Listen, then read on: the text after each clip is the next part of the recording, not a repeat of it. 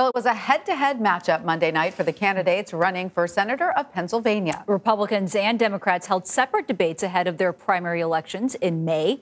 5 Republican candidates, including Trump-endorsed Dr. Oz, faced off in their first debate. The celebrity doctor is considered a front-runner along with David McCormick. President Trump was mentioned a number of times throughout the debate. On the Democratic side, a number of lawmakers are vying for the party nomination. Pennsylvania's Lieutenant Governor John Fetterman is considered a front-runner, but he faces a tough challenge from U.S. Representative Connor Lamb and State Representative Malcolm Kenyatta. CBS News political reporter Adam Brewster joins us now with more. Good to see you, Adam. Good to see you guys. So let's start with the Republican debate. What were some of the biggest takeaways from that one?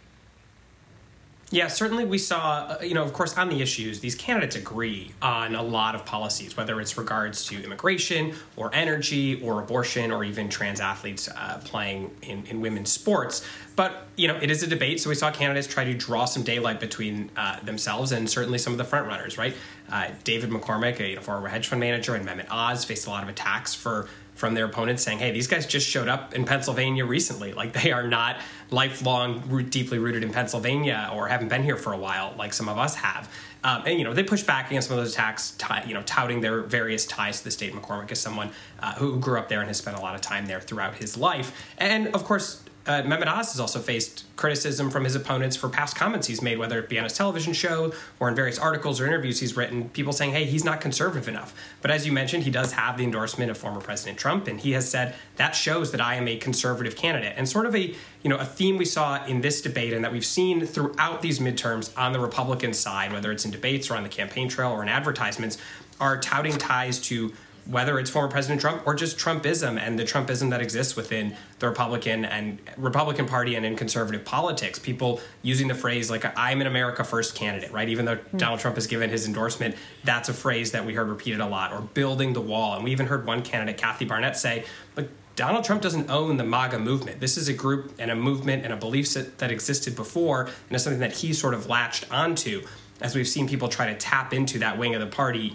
even though former President Trump has, expressed his preferred candidate. Yeah, well, it'll be interesting to see how that evolves. But Adam, what about on the Democratic side? How is that race shaping up? Right, that race is sort of shaping up around electability. Democrats know that it is going to be a difficult year for them.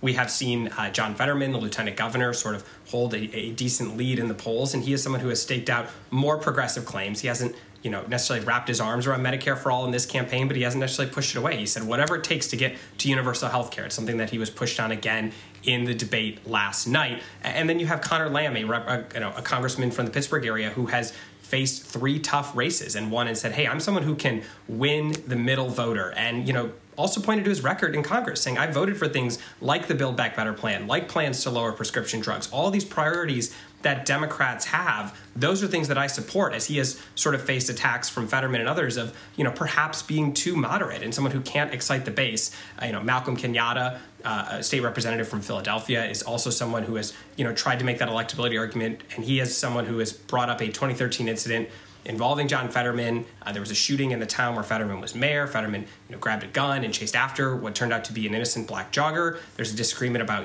what exactly happened when he got to the jogger. But, Fetterman has not, said that people in his town in Braddock forgave him, reelected him as mayor. Kenyatta has said, that incident is going to make it tough for Fetterman to win, potentially even with black voters, and has pointed to this incident, tried to ask Fetterman to apologize. That issue didn't play as much in the debate last night as one that we saw a week ago. It's not a new issue for Fetterman in electoral politics, but one that may come up again between now and primary day, which is just a few weeks away. This is one of the only competitive Democratic Senate primaries we have in a battleground state, so it will be one that's very fascinating to watch. Certainly races to watch, yeah. Adam Brewster, thank you very much.